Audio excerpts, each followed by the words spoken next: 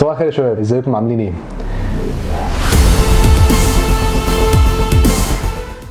يمكن التوبكس كتير جدا الناس بتتكلم فيها في السوشيال ميديا وفي التغذيه وفي موضوع الويت مانجمنت او تنسيق القوام ده. فكره ان الدايت دايما بقى ليه مفهوم بقى له فتره طويله جدا على الناس ان هو منظومه صعبه جدا وحرمان ومشاكل كتير، حتى بقت الناس تخاف او يعني بتنفر من انها تعمل دايت. يقول لك لا يا عم عشان مش عايز ابقى وشي يخس وجسمي يبقى شكله وحش وي.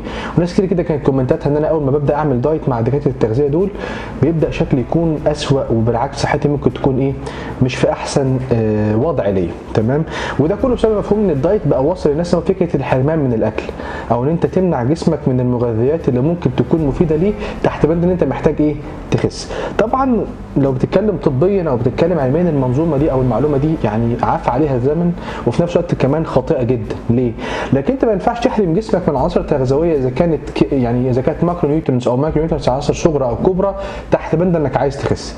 يعني ما ينفعش تقول ان انا هقطع النشويات بتاعت اكلي عشان اقدر اخس، ما ينفعش تقول ان انا ممنوع اخد دهون عشان اقدر اخس، ما ينفعش تقول ان انا ممنوع اخد عنصر معين من عناصر الاكل عشان اقدر ايه اخس. ولكن ده مش اجينست او مش ضد فكره انك تقنن الموضوع. يعني ايه؟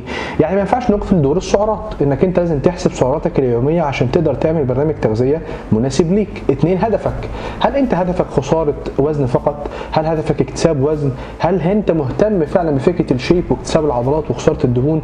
الكلام ده كله ليه تفاصيل في جوه النيوتريشن بروجرام او برنامج التغذيه بتاعك، من ناحيه انك ازاي تحسب نسب النشويات، ازاي تقنن نسب الدهون الصحيه مش اي دهون برضو، انك تدخل حاجات من الزيوت النباتيه اللي هي صحيه لجسمك، انك تدخل الاوميجا بالكميات المطلوبه بتاعتها، انك تبعد عن الدهون المهدرجه، تبعد عن الدهون المتشبعه اللي ممكن تكون مش جيده في مردودها على جسمك. وبالعكس احنا بندخل كميات كبيره من البروتينات اللي فيها ساتوريتد فات اللي انت محتاجه لجسمك، او الدهون المتشبعه اللي انت جسمك محتاجها عشان تاخدها من مصادر ثانيه. الكونسبت اللي عند الناس ان انت علشان تخس ما تاكلش، الكونسبت ده انتهى تماما. بالعكس احنا اتعلمنا من اساتذتنا انك ايه عشان تخس لازم تاكل، بس الفكره انك تاكل ايه؟ تاكل صح. وبالتالي لو هتتكلم في منظومه التغذيه بتاعتك ما ينفعش تكون حارم جسمك من عنصر من عناصرها بشكل مطلق. تمام.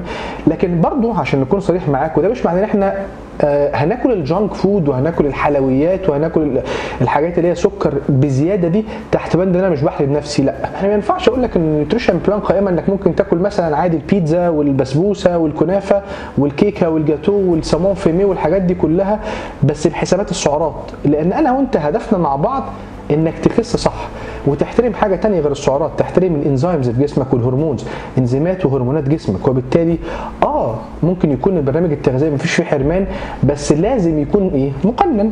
فمفهوم الحرمان لو كان مفهوم الحرمان بالنسبه لك انك تاكل جاتو وتاكل بيتزا والبرجر وي لا، فانا وانت مش هنتفق.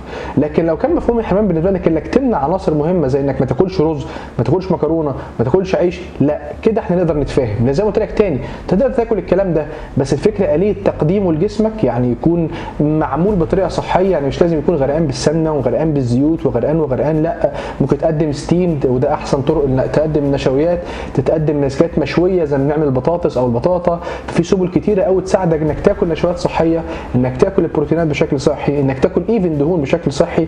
لكن برضو زي ما قلت لك عشان انا وانت صراحه مع بعض، مش هينفع يكون برنامج التغذيه قائم على ان انت تقول ان انا مش همنع او يعني مش في مرحله حرمان فيكون الاكل بتاعي هو البيتزا والجاتوهات والسكر المطلق والشيبسيز وشغل الحاجات اللي موجوده في الشارع دي. لا، حتى لو هتيجي تقول لي اوكيجن اللي هدخلها في فترات معينه او ادخلها بنسب قليله برضو لا.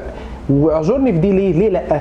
لان زي ما قلت لك تاني انت لازم تحترم مع السعرات، تحترم الهرمونز بتاعت جسمك، والحاجات دي الامباكت بتاعها او دخولها لجسمك بكميات كبيره في اوقات مش محسوبه وارد جدا يبدا يعمل ديستربنسز ثانيه او مشاكل ثانيه، في مشاكل ايه؟ الانسولين ومشاكل الجلوكاجون ومشاكل حاجه اسمها ريزيستين، حاجات بتقاوم انك تنزل الدهون بشكل صحي. ما يجيش حد يضحك عليك ويقول لك ان الدايت مش حرمان فانت تقدر تدخل البيتزا وتدخل الكذا والكذا بس في نطاق سعراتك. هتخس على فكره.